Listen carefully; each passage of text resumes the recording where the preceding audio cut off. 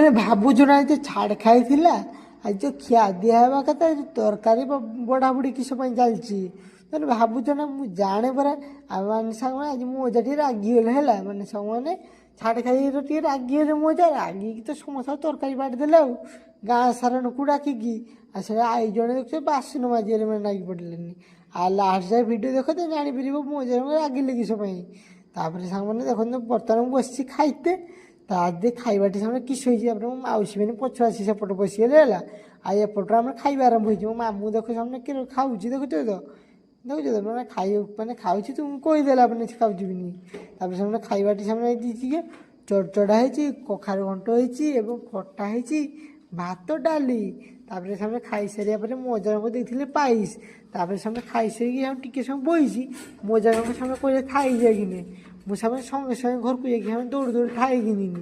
ଆଉ ସେମାନେ ତୁମକୁ ଯେ କହିଥିଲି ସେମାନେ ଫାଟ ଯେ ଝଗଡ଼ା ହେଇଥିଲେ ଝଗଡ଼ା ଫଟା କିଛି ନୁହେଁ ମୁଁ ମିଛ କଥା କହିଥିଲି। ଆଉ ସାଙ୍ଗମାନେ ଆଜି ସେମାନେ ମାନେ ତରକାରୀ ବେଶୀ ହେଇଥିଲା ନଷ୍ଟ ହେବ ସେଥିପାଇଁ ସାଙ୍ଗମାନେ ମୋ ଅଜାଙ୍କ ସେମାନେ ଗାଁ ସାରାଙ୍କୁ ବାଣ୍ଟି ଦେଇଥିଲେ ସମାନ ଭାଗରେ ଦେଖୁଛ ତ ସବୁ ତରକାରୀ ବାଢ଼ି ଯାଉଛି ତାପରେ ସେମାନେ ମୁଁ ବି ନେଇଥିଲି କଖାରୁ ଘଣ୍ଟ ଖଟା ଆଉ ସାଙ୍ଗମାନେ ଚଡ଼ଚଡ଼ା ତାପରେ ସେମାନେ ମାଇକ୍ ଗୁଡ଼ାକୁ ଭଲ ଭାବରେ ସେମାନେ ଖୋଲିକି ସେମାନେ ଲୁଟ୍ କରିଦେଲେ ଲୁଟ୍ କରିକି ସେମାନେ ମାଇକ୍ ବାଲାର ଘରୁ ଦେଇଲେ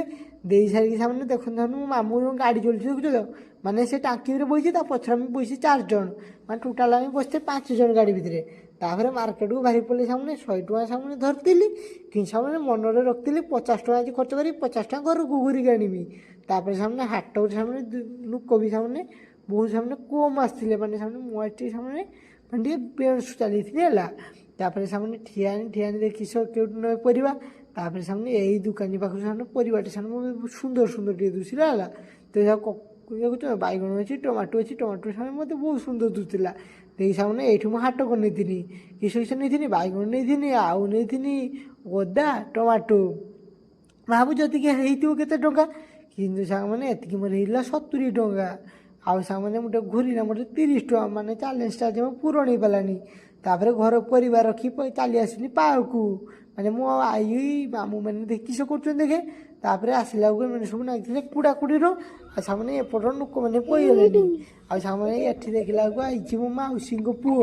ଦେଖିଛ ନା ତାର ଖାଲି ହସିବ ତ ଆଉ ସେମାନେ ଆଜିକାର ଭିଡ଼ିଓଟି ସେମାନେ ଲାଗିଲା କିପରି ସେମାନେ ନିହାତି ସେମାନେ